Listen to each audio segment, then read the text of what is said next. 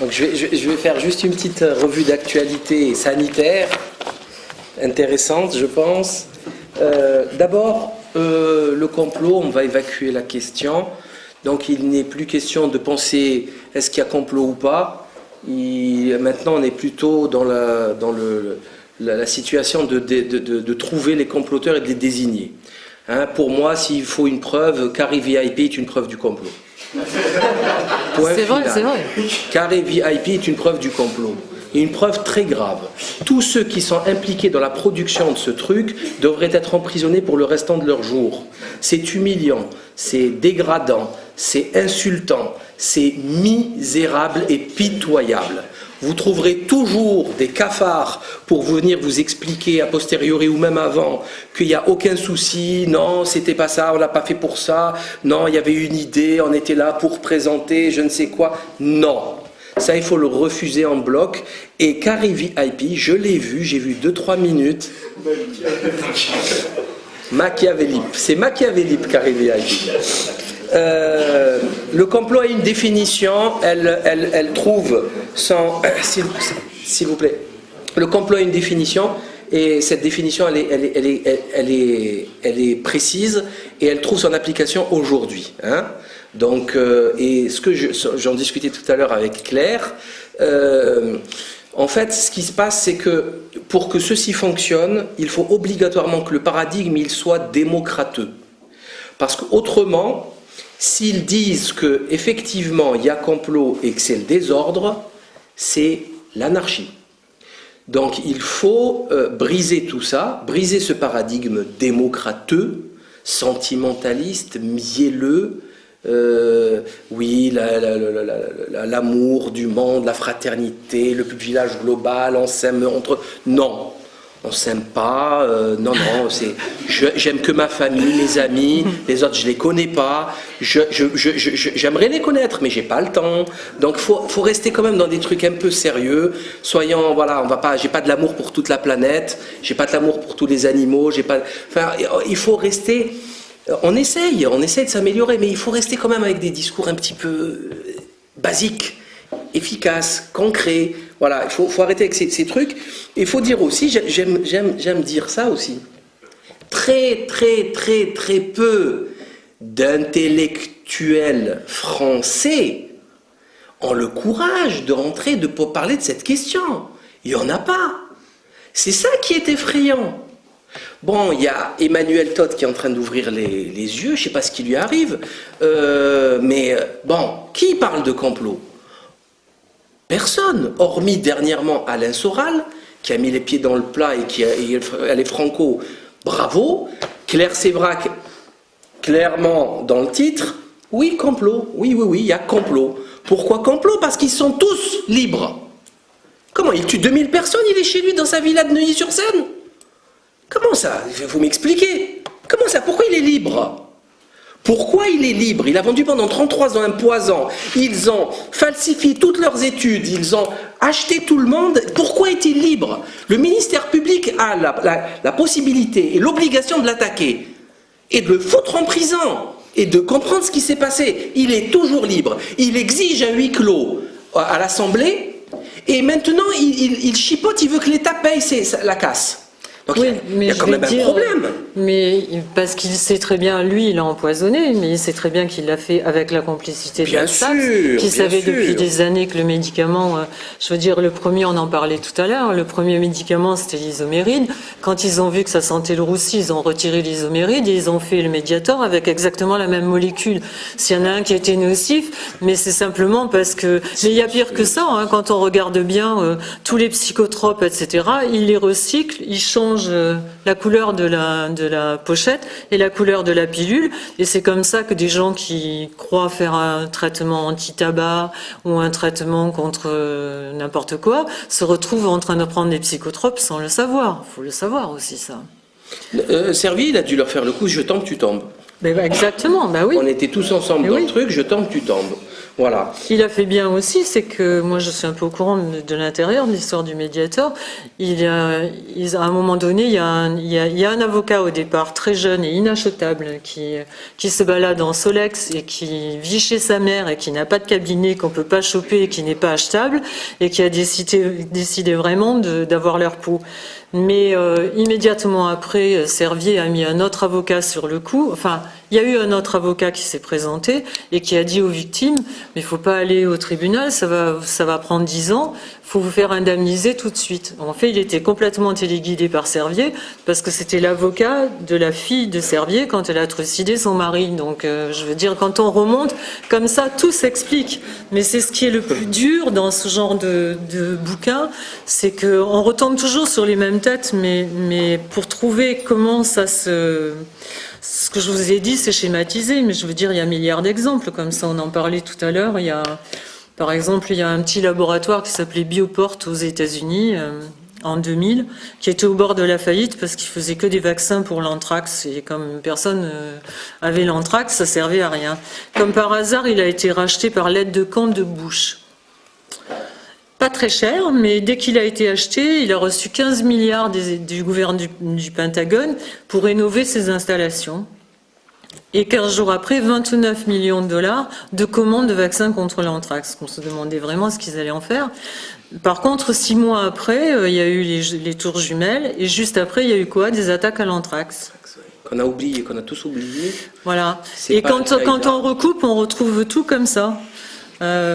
Voilà, il y a milliards d'exemples comme ça tout le temps. Donc après, nous dire qu'ils ne le font pas exprès, quand même... Non, faut pas abuser, Pas exprès, faut pas abuser. D'ailleurs, je comprends pas comment qu'on puisse indemniser des gens, la vie des gens.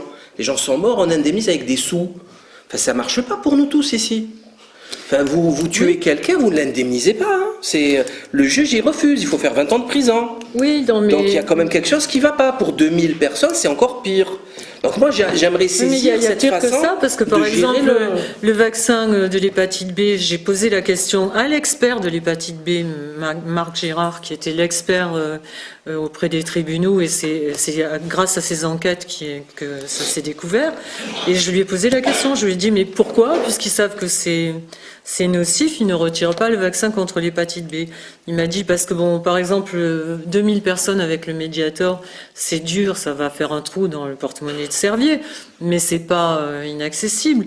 Mais 60 000 enfants ou 80 000 enfants sur des fauteuils roulants à vie, ça leur coûterait tellement cher qu'ils préfèrent continuer. S'ils disaient on le retire parce qu'il y a eu tel problème, ils seraient obligés de reconnaître que le médicament était nocif et d'indemniser tous ces gens-là. Donc pour ne pas avoir les indemnisés, ils continuent. Et ça, c'est bien avec l'aval de l'AFSAPS et c'est bien avec l'aval du gouvernement. Ouais, ben oui. Un petit truc sur le SIDAction. Donc il faut encore donner des sous. Il y a eu le Téléthon. Après, il y a le cancer. Il y a les restos du cœur. Donc, faut qu'on se soigne nous-mêmes, il faut qu'on nous nourrisse nous-mêmes. Où est l'État? Où est l'État? Le gouvernement, où est le gouvernement? C'est le gouvernement qui doit s'occuper de tout ça. On paye assez d'impôts pour que le gouvernement s'occupe du Téléthon, du cancer, du SIDAction, des restos du cœur. Sauf que le Téléthon ne doit pas exister, puisque le docteur André Gernez sait soigner la myopathie. Le cancer non plus, puisqu'il y a des traitements, mais surtout, il faudrait arrêter de polluer, d'intoxiquer les gens. Et le SIDAction, selon des prix Nobel, ça n'existe pas, le sida. Je suis désolé. Montagnier l'a dit, Karim Ullis l'a dit, inventeur de la PCR. Le sida, ça n'existe pas. Il n'y a aucun lien de corrélation scientifique entre le virus et la symptomatologie. C'est ainsi, je sais, c'est choquant. Mais désolé, Pierre Berger, votre combat est complètement caduque. Les restos du cœur, c'est pire. Les lignes sont de plus en plus... les lignes d'attente pour la soupe populaire, enfin pour de restos du cœur est de plus en plus longue. La misère augmente. Et c'est toujours le peuple qui doit payer. Donc ça, c'est quand même important.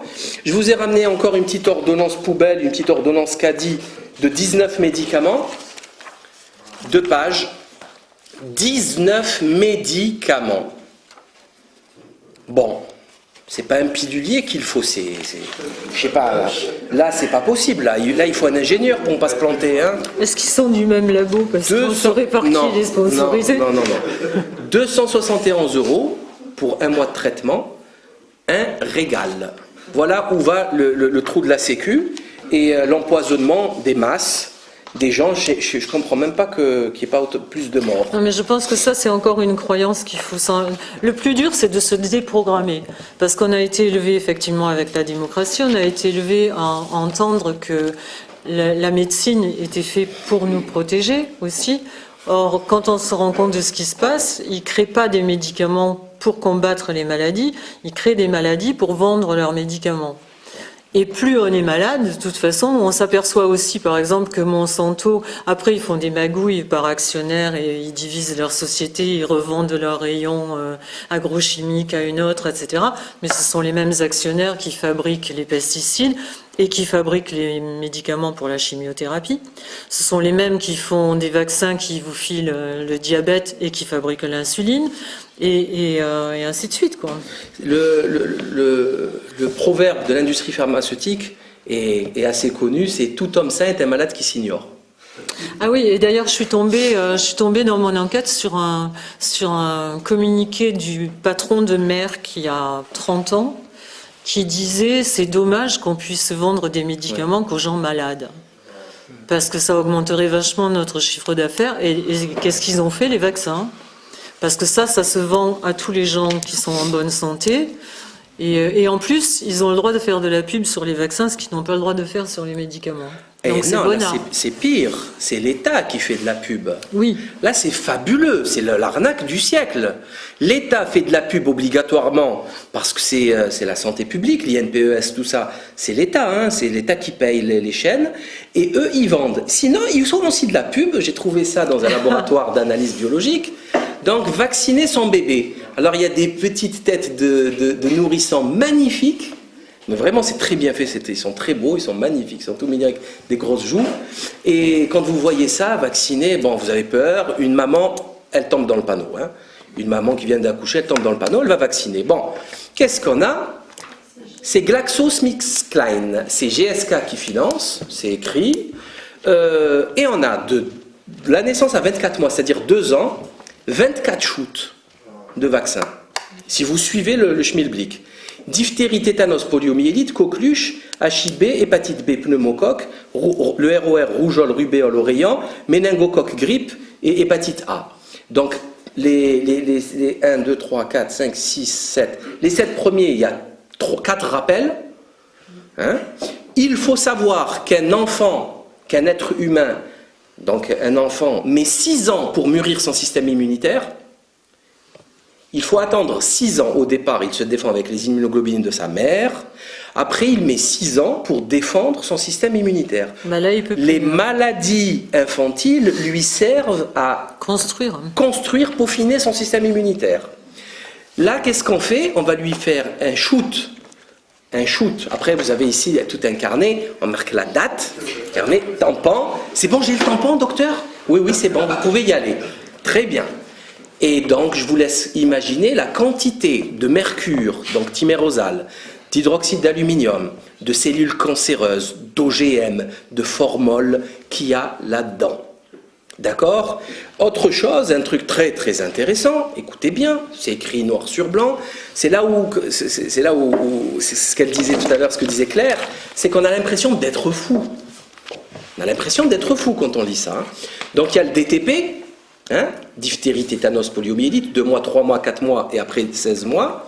Et il vous dit, diphtérie, le fait de vacciner les enfants a permis de faire disparaître la maladie en France. Alors pourquoi vous le vaccinez? Il n'y a plus de maladie en France. C'est écrit. Non mais le pire c'est le forcing qu'ils font. Après il vous dit oui, non mais la diphtérie existe toujours dans d'autres pays du monde, c'est pour ça qu'on... dans d'autres pays du monde. C'est pas une obligation, mais ils font du forcing, pardon. Ah non, c'est quasiment une obligation. Oui, c'est quasiment une obligation. Moi, ma fille vient d'accoucher il y a 15 jours, je suis une jeune grand-mère, mais je veux dire, ça a été un combat. Bon, en plus, elle a fait des études scientifiques, donc il tombait un peu mal, et puis elle a un peu de caractère, mais je veux dire, ils le prennent de très très haut. C'est-à-dire, la sage-femme lui a dit, mais vous êtes une mauvaise mère, vous voulez déjà votre enfant, vous vous rendez compte de ce que vous lui faites, etc. Vous n'allez pas le protéger. Et finalement, elle a été obligée de changer d'hôpital. Parce qu'on lui a carrément dit, mais de toute façon, écoutez, vous dites ce que vous voulez, mais nous, on fera ce qu'on croit être bon pour votre enfant, parce que vous êtes naze. Oui, les gens qui n'ont pas le caractère de dire non, voilà. Non, vous avez quand même, vous avez des vaccins obligatoires quand même. Hein, je signale juste pour finir, la même chose pour la polio. La vaccination a permis d'éliminer cette maladie en France, mais le virus continue à circuler dans d'autres régions du monde. Donc un bébé qui va avoir comme trajet toute son enfance de 30 mètres, donc il risque d'être contaminé par un type au Bangladesh. Il faut qu'on m'explique le concept là. D'accord? Et après, juste à côté, vous allez retirer la même chose. Quand vous avez injecté à votre enfant tous ces poisons, formol, mercure, d'oxyde d'aluminium, squalène, d'oxyde d'aluminium, c'est myofasciite à macrophage garanti, OGM, etc. Juste à côté, respectez sa peau sensible à bébé. Il faut respecter sa peau sensible, il est tellement fragile. Donc il faudrait m'expliquer tout ça. Pour finir, il y a encore deux petites bricoles. Vous avez certainement entendu parler des tickets de caisse au bisphénol A, qu'on avait retrouvé beaucoup plus de bisphénol chez les caissières et qu'elles étaient rendues stériles à cause de ça. Mais c'était pas vrai que le bisphénol, non, c'est rien, il n'y a pas de relation de cause à effet. Et pourquoi Carrefour maintenant il fait des tickets sans bisphénol A? Il y a quelque chose qui ne va pas là. Donc maintenant, c'est prouvé. Un médicament qui est sur la liste des 77 surveillés. C'est quelque chose d'extrêmement grave. C'est les biphosphonates. On donne ça pour les ménopausés. Et en fait, écoutez-moi bien, pour une ménopause un petit peu hasardeuse, au lieu de la régler avec des tisanes comme font les femmes depuis des millénaires, on lui donne des biphosphonates. Et le biphosphonate, si vous avez un problème dentaire, ça finit en ostéoradionécrose. C'est extrêmement grave. Vous perdez des bouts d'os comme ça. Donc il faut mettre sous antibiotiques, il faut attendre des mois et des mois selon le traitement. C'est hyper complexe. Donc il faudrait m'expliquer quel est l'imbécile qui a autorisé ce genre de poison, à moins de l'autoriser chez une femme qui n'a plus de dents, ce qui m'étonnerait quand même, à 55, 60 ans, ou 50 ans, c'est pas, ça dans des femmes. Mais bon, ça m'étonnerait. Comment autoriser ça? Vous prenez ça, vous n'avez plus le droit d'avoir des problèmes dentaires. Vous n'avez plus le droit. Ça finit très, très, très mal. C'est pris très au sérieux. Il faut faire des tests, c'est hyper compliqué. Merci l'industrie pharmacochimique. Pourquoi on est là? On en est là parce que c'est très simple. La corruption s'est généralisée. Nous avons, les députés européens, dernièrement, ont été rapprochés par des journalistes du Sunday Times. Ils ont présenté à 60 députés 100 000 € pour faire passer des amendements de lobbyistes. 14, ça fait 27%, ont accepté. 3 eurodéputés ont été jetés en pâture. Donc Ernst Stracher, Adrienne Séverin et Zoran Thaler, un truc comme ça. Il refuse de démissionner. Il ne trouve pas du tout choquant ce qu'il a fait. Donc on y est. L'État n'existe plus. Il n'y a absolument aucune autorité souveraine pour vous protéger. On a affaire à des voyous, des criminels, des assassins, des avides d'argent, beaucoup d'argent.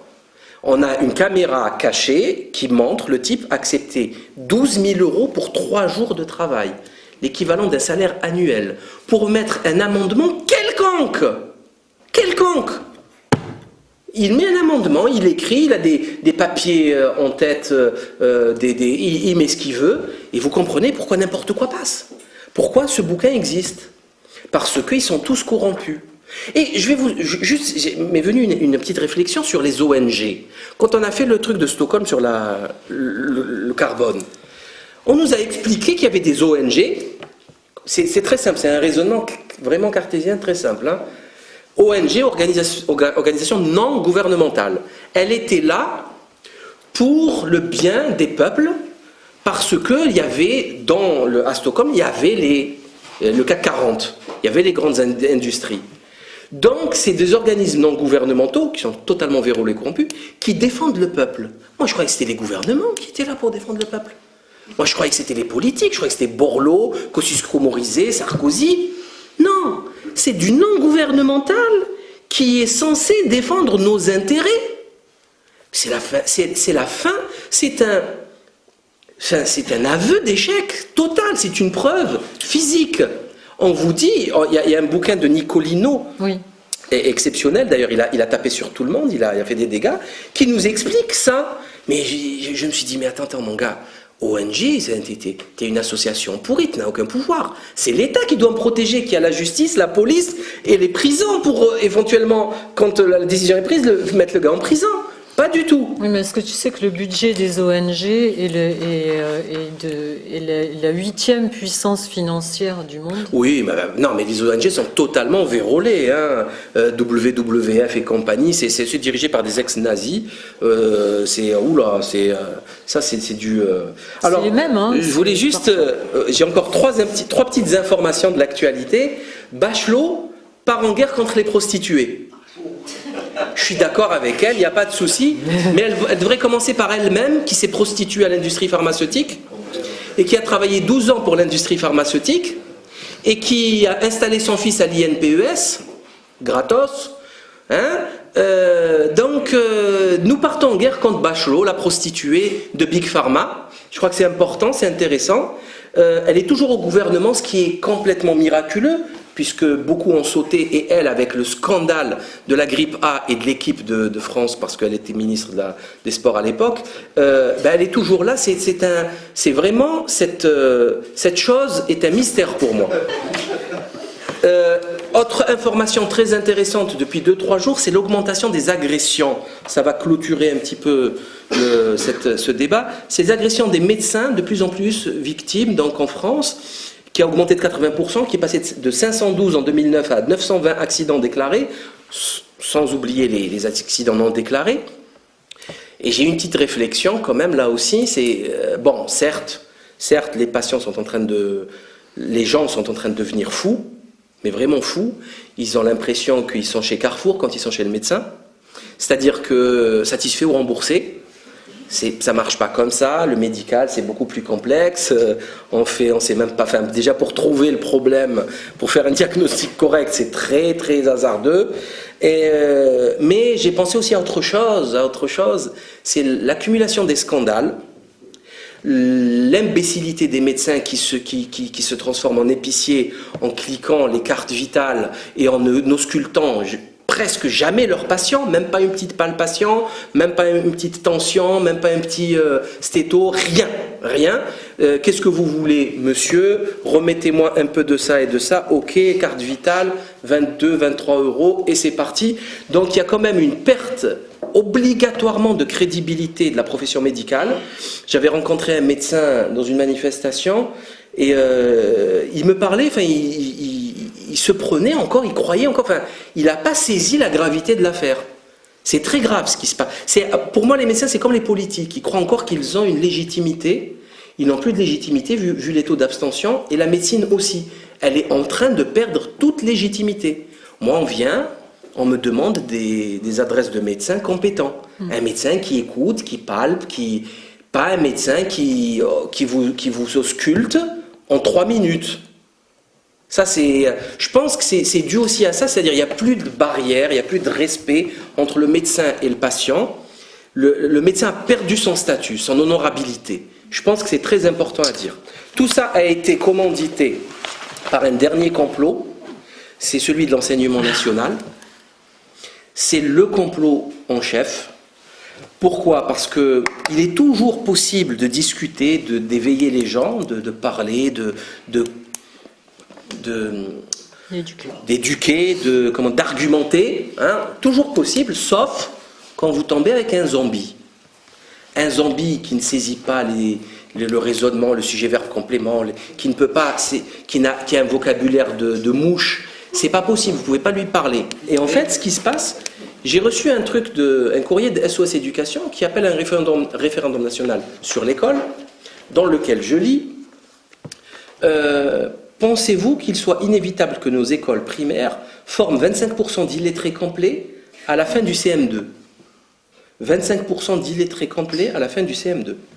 Est-il acceptable qu'un candidat au bac français qui commet 206 fautes d'orthographe dans sa dissertation obtienne 11 sur 20, comme on l'a vu l'année dernière? Je répète, ça fait mal. Est-il acceptable qu'un candidat au bac de français qui commet 206 fautes d'orthographe, 206, ça fait 100 plus 100, on lui pardonne les 6, 200, dans sa dissertation obtienne 11 sur 20? On peut estimer qu'il y a de grandes chances qu'il y ait plusieurs fautes par mot. Parce que pour totaliser 206, je ne sais pas combien il a fait. Il n'y a pas 206 lettres. C'est une dissertation d'une page, comme on l'a vu l'année dernière. Il y a quelque chose qui, moi ça me choque là. Là, moi, ça ne me va pas du tout. Donc, et là, on comprend ce qui se passe. C'est-à-dire, on est en train d'abrutir les gens avec la méthode de lecture globale, avec... tout à l'heure, Claire m'a raconté une anecdote. La dictée aujourd'hui, la dictée, qui était un piège, une embuscade du prof. Ouais, avant, quand on arrivait c'était horrible. Dictée, on était malheureux. C'était l'embuscade, c'était... Mort de trouille. C'était terrible. Dans l'embuscade, il y avait des pièges. Et bien maintenant, il leur donne une semaine à l'avance. Confirmation. Oui.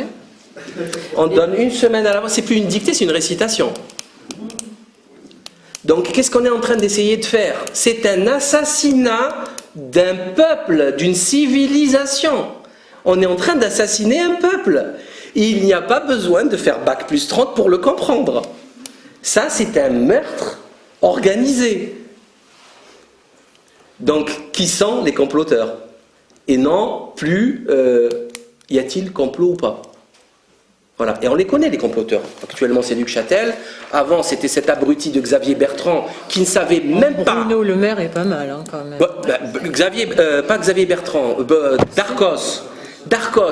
Xavier Darcos, qui ne savait pas faire une règle de 3 ni conjuguer le verbe naître au je ne sais plus quel temps, alors qu'il était agrégé de lettres. Xavier Darcos sur le plateau de Canal+. Question de Massenet, Ariane Massenet. Ministre de l'Éducation ne sait pas faire une règle de 3. Je te signale que Bruno Le Maire, on lui a demandé combien il y avait de mètres carrés dans un hectare, il ne savait pas non plus. C'est vrai. On avait demandé aux politiques combien font 8 fois 9, ils ne savaient même pas. Oui, 60, ça aussi. Oui, ça c'était...